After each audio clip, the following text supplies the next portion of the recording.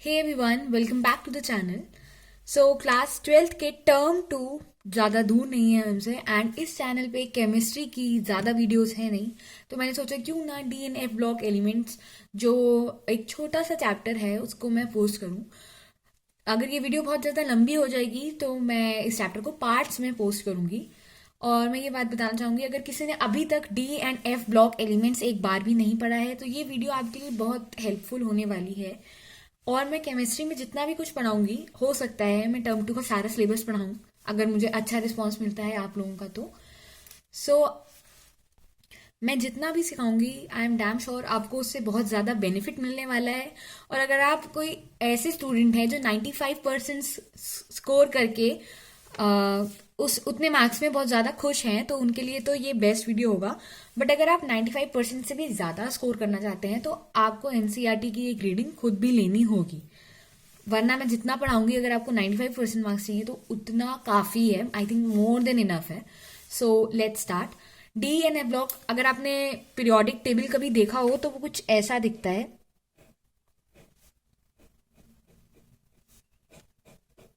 जहाँ पे इनसे इन दो ग्रुप्स को हम एस ब्लॉक कहते हैं।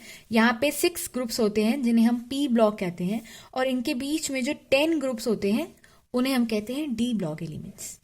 डी ब्लॉक एलिमेंट्स का सबसे पहला और सबसे इजी क्वेश्चन यही होता है कि हम इन्हें एक और नाम से जानते हैं जो कि है ट्रांजिशन एलिमेंट्स। हम ऐसा क्यों कहते हैं इज द क्वेश्चन। इनको हम ट्रांजिशन एलिमेंट्स क्यों कहते हैं, डी ब्लॉक एलिमेंट्स को?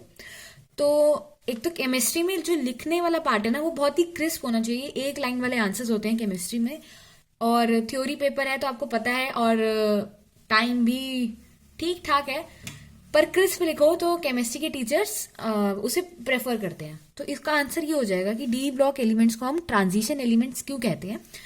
Due to their position between s and p block these elements are called transition elements. मैं ये कहूंगी कि मैं जितनी भी लाइंस आपको बोल रही हूँ आप इसे नोट्स के फॉर्मेट में नोट कर लें। जितनी बार आप रिवाइज करेंगे उतना बेटर आप परफॉर्म कर पाएंगे, क्योंकि इससे बाहर मोस्ट प्रोबेबली नहीं आने वाला है। और अगर आपको क्वेश्चन प्रैक्टिस चाहिए तो आप वो भी मुझे बता दीजिएगा। सो डी ब्लॉक में 3 सीरीज होती हैं जिसे हम 3D, 4D and 5D series कहते हैं। इन 3 सीरीज को हम 3D, 4D and 5D series कहते हैं। 3D सीरीज का मतलब ये है कि इलेक्ट्रॉन 3D में जाना शुरू कर चुका है। 4D सीरीज का मतलब ये है 4D में जाना शुरू कर चुका है, एंड सिमिलरली 5D। इसे first, second and third transition series भी कहते हैं।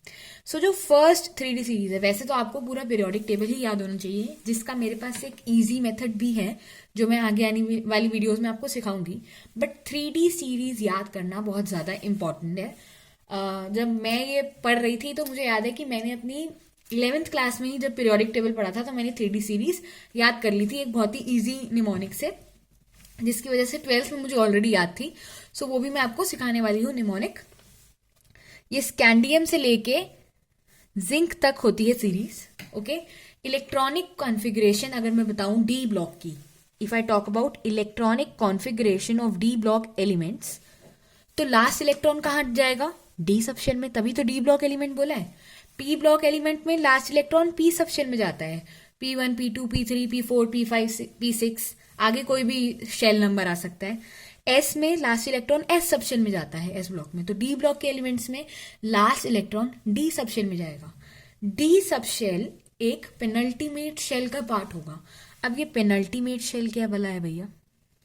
तो पेनल्टीमेट शेल का मतलब होता है सेकेंड लास्ट शेल।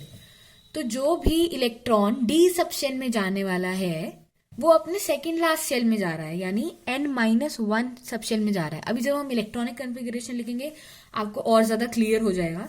सो मैं बोलूं कि जनरल आउटर इलेक्ट्रॉनिक कॉन्फ़िगरेशन, जैसा आपने कुछ सुना होगा कि पूरे डी ब्लॉक की बात करूं तो एक जनरल इलेक्ट्रॉनिक कॉन्फ़िगरेशन यानी एक फॉर्मेट लिख पाऊं तो वो क्या होगा?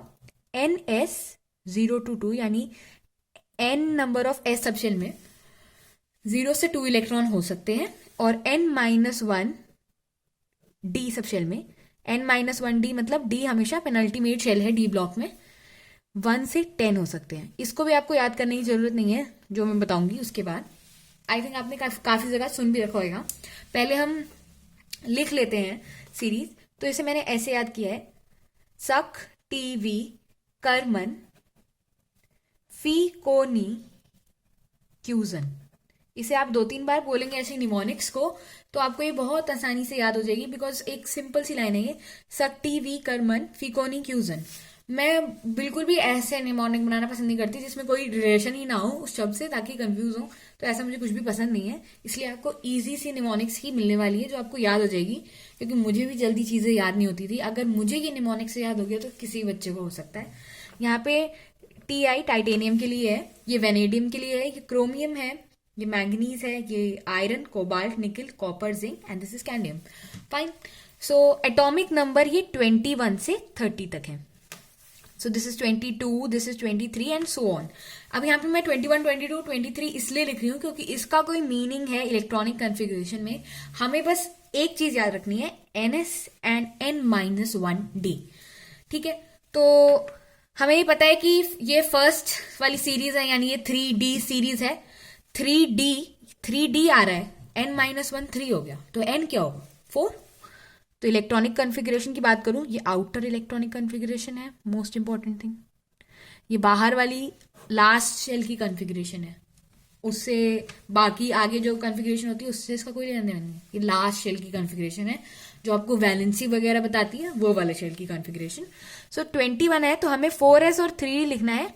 यहाँ क्या है 2, यहाँ क्या है 1, यहाँ लिखना है 2, यहाँ लिखना है 1। 4s2 3d1। फिर से यहाँ पे भी 4s 3d, 4s 3d। यहाँ क्या है 2, यहाँ भी क्या है 2, 2 2। यहाँ क्या है 2, यहाँ क्या है 3, 2 3। अब होती है थोड़ी सी गड़बड़, वो होती है क्रोमियम में, जहां एटॉमिक नंबर तो है 24, पर हम यहाँ 4s2 3d4 नहीं लिखने वाले हैं, क्योंकि जो d सबशेल होता है उसमें होते हैं 5 ऑर्बिटल। 5 ऑर्बिटल, और हमें ये पता है कि जो हाफ फिल्ड ऑर्बिटल्स होते हैं उनकी स्टेबिलिटी होती है बहुत ज्यादा।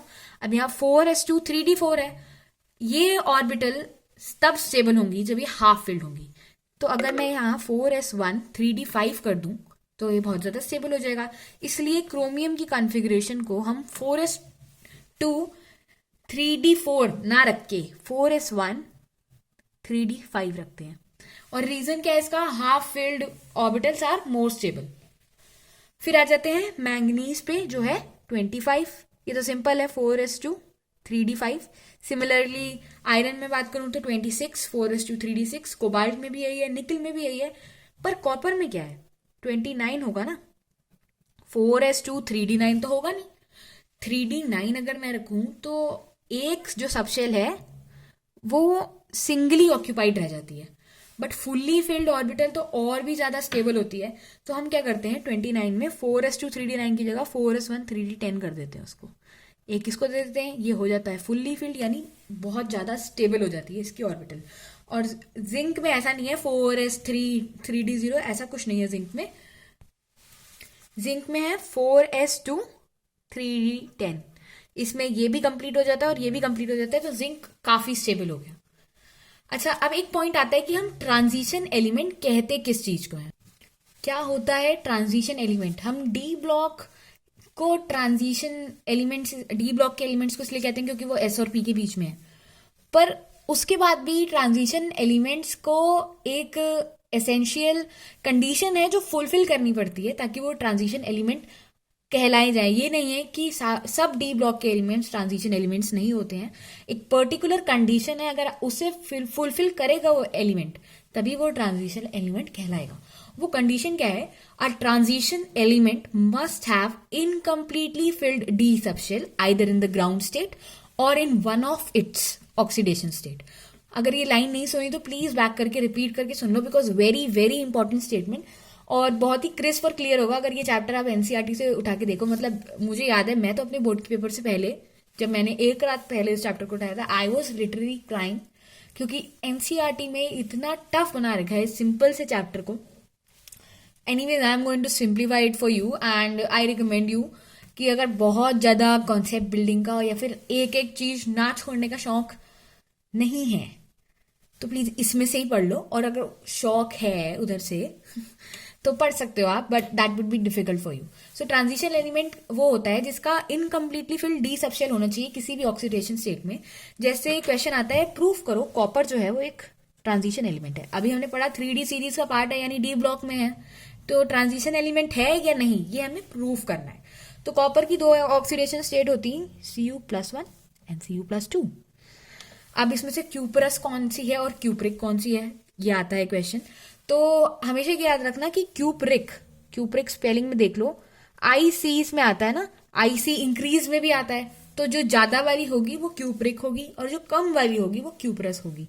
वो +1 हो, +2 हो, +2 हो, +3 हो, उससे फर्क नहीं पड़ता. जो ज्यादा वाली होगी वो क्यूप्रिक होगी और जो कम वाली होगी वो क्यूपरस होगी, यानी अस वाली होगी. और ये एलिमेंट के नेम के अकॉर्डिंग बदलता है, बट ये जो है पीछे के जो वर्ड्स हैं वो सेम रहते हैं, यानी IC और OUS सेम रहता है. तो हमें देखना है कि कॉपर ग्राउंड स्टेट में कैसा होता है. तो हमने अभी देखा था कि कॉपर का एटॉमिक नंबर क्या होता है, 29. तो 4s1 3d10 हमने इसे ऐसे बनाया था for making it more stable. अब 3d10 का मतलब तो ये है कि ये फुल्ली फिल्ड डी सबशेल है और हमें तो चाहिए इनकम्प्लीटली फिल्ड डी सबशेल. तो हम क्या करेंगे, इसका ऑक्सीडेशन कर देंगे. ये ग्राउंड स्टेट में है कॉपर, इसका ऑक्सीडेशन कर दिया मैंने, Cu+1 बना दिया. तो 4s1 में से इलेक्ट्रॉन जाना ज्यादा इजी है एज कम्पेयर टू 3d10, क्योंकि ये फुल्ली फिल्ड है, ये तो बहुत ज्यादा स्टेबल है, ये तो देगा ही नहीं अपना इलेक्ट्रॉन. बट 4s1 दे देगा क्योंकि वो सिंगली ऑक्यूपाइड ऑर्बिटल में है इलेक्ट्रॉन. तो हाँ, ये बन जाएगा 4s0 3d10. But D subshell तो अभी भी फिल्ड है, इसलिए हम कॉपर की सेकेंड ऑक्सीडेशन स्टेट पे जाएंगे जहां 4s0 3d9 कॉपर को होना ही पड़ेगा. अब इनकम्प्लीटली फिल्ड डी सबशेल कहाँ पे आया कॉपर के पास, क्यूप्रिक वाली स्टेट में, यानी Cu+2 ऑक्सीडेशन स्टेट में. तो because copper has incompletely filled d orbital in its +2 oxidation state, it is a transition element, hence proved. So ऐसे क्वेश्चन आ सकते हैं और कॉन्सेप्ट तो पता ही होना चाहिए, क्वेश्चन आए ना आए. तो नेक्स्ट क्वेश्चन, इसमें से मैं मिसलेनियस तरीके से पढ़ा रही हूँ, आपको आ जाएगा. ये मत सोचना कि इसी सीक्वेंस में आपको बुक में मिलेगा, और मिल जाए तो वेल एंड गुड, क्योंकि मुझे याद नहीं है कि मैंने सीक्वेंस में लिखे हैं कि नहीं.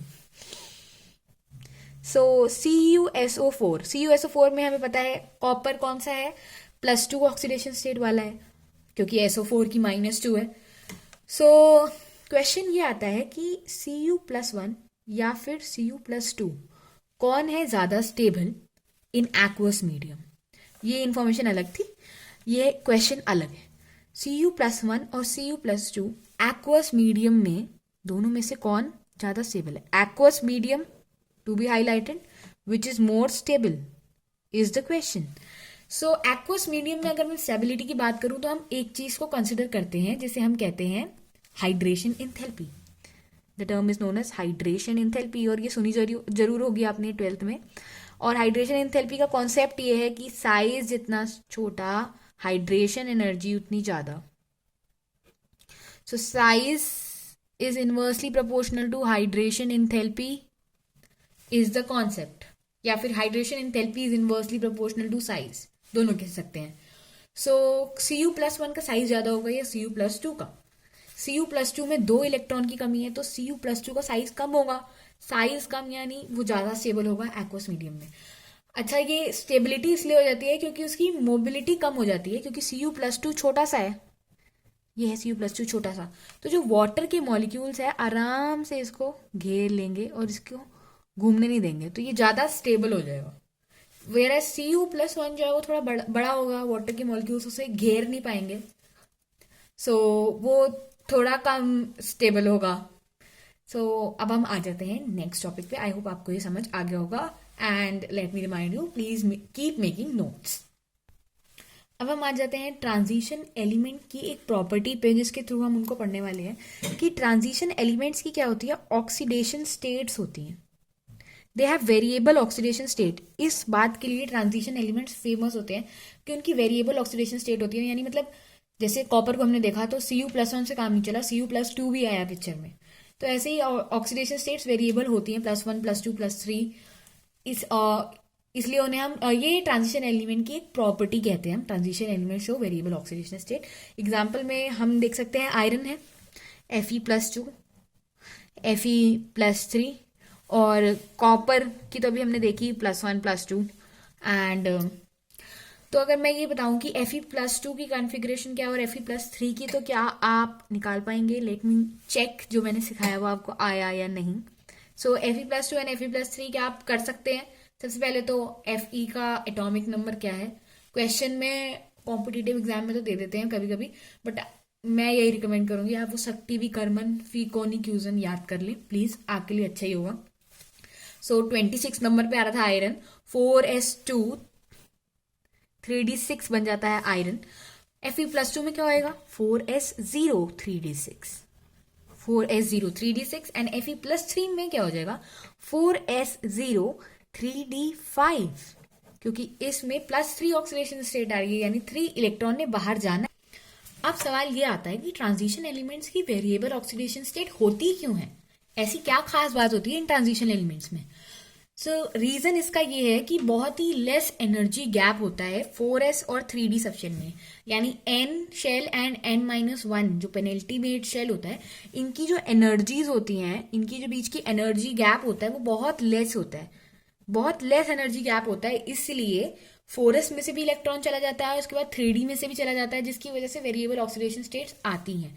अगर ये एनर्जी गैप बहुत ज़्यादा हो तो हमें बाहर से बहुत ज़्यादा एनर्जी देनी पड़ेगी, जिसकी वजह से काफ़ी बार इलेक्ट्रॉन नहीं निकल पाता, तभी कुछ एलिमेंट्स की जो है और वेरिएबल ऑक्सीडेशन स्टेट नहीं होती। इनकी इसलिए होती है बिकॉज, फिर से मैं बोल रही हूँ, ये लाइन लिख लेना as it is, due to very small या very less energy gap between ns of the last shell यानी 4s and n-1d penultimate shell. So next question हमारे पास आ जाता है which is very interesting. So the question is, which element in the first transition series does not exhibit variable oxidation state? First transition series का कौन सा element variable oxidation state आपको नहीं दिखा सकता? सो फर्स्ट एलिमेंट से ही शुरू कर लेते हैं। पहला एलिमेंट होता है Sa यानी स्कैंडियम। स्कैंडियम की कॉन्फ़िगरेशन क्या हो जाएगी? क्योंकि इसका एटॉमिक नंबर है 21, सो कॉन्फ़िगरेशन हो जाएगी 4s2 3d1। सो अगर मैं स्कैंडियम को +1 स्टेट में लाना चाहूँ तो मैं ला पाऊंगी नहीं, क्योंकि 4s2 में से इलेक्ट्रॉन निकलने वाले हैं। 4s2 तो पेयरिंग वाली ऑर्बिटल है, फुल्ली फिल्ड है, ये अपना इलेक्ट्रॉन इतनी आसानी से निकालने नहीं देगी। तो स्कैंडियम +2 दिखाने की कोशिश करेगा +1 की जगह, ये दोनों इलेक्ट्रॉन निकालने की सोचेगा। जब ये दोनों इलेक्ट्रॉन निकल जाएंगे 4s0 3d1, अंदर वाली सबशेल में एक इलेक्ट्रॉन, डी ऑर्बिटल में एक इलेक्ट्रॉन, हाईली अनस्टेबल, ये वाला भी निकल के बाहर चला जाएगा। तो स्कैंडियम की फाइनली ऑक्सीडेशन की स्टेट क्या हो जाएगी? +3, 4s0 3d0। ऐसा क्यों हुआ? 4s2 3d1 स्कैंडियम की कॉन्फ़िगरेशन होती है। स्कैंडियम +1 नहीं दिखा सकता क्योंकि 4s2 जो है वो फुल्ली फिल्ड ऑर्बिटल है और पहले इलेक्ट्रॉन आउटर मोस्ट सबशेल से जाने वाला है, यानी 4s2 से जाना चाहिए, पर वो फुल्ली फिल्ड है, बहुत स्ट्रॉन्ग बॉन्डेड है वो दोनों इलेक्ट्रॉन एक दूसरे से। तो स्कैंडियम +1 पॉसिबल नहीं है, यानी 4s2 अपना एक इलेक्ट्रॉन नहीं देने को मान रहा। तो स्कैंडियम क्या करेगा? +2 पे जाएगा, 4s से दोनों इलेक्ट्रॉन मांगेगा। 4s अपनी स्टेबिलिटी को देखते हुए दोनों इलेक्ट्रॉन दे देगा, पर फिर 3d1 को याद आता है कि अब वो हाईली अनस्टेबल हो चुका है, क्योंकि पूरे बड़े से डी सबशेल में वो इकलौता ही इलेक्ट्रॉन बचा है। तो वो क्या करेगा? इन +2 के पीछे वो भी भाग जाएगा और स्कैंडियम को बना देगा +3। तो क्या स्कैंडियम की वेरिएबल ऑक्सीडेशन है? नहीं, स्कैंडियम तो सिर्फ +3 शो कर सकता है, ना वो +1 शो कर सकता है, ना वो +2 शो कर सकता है।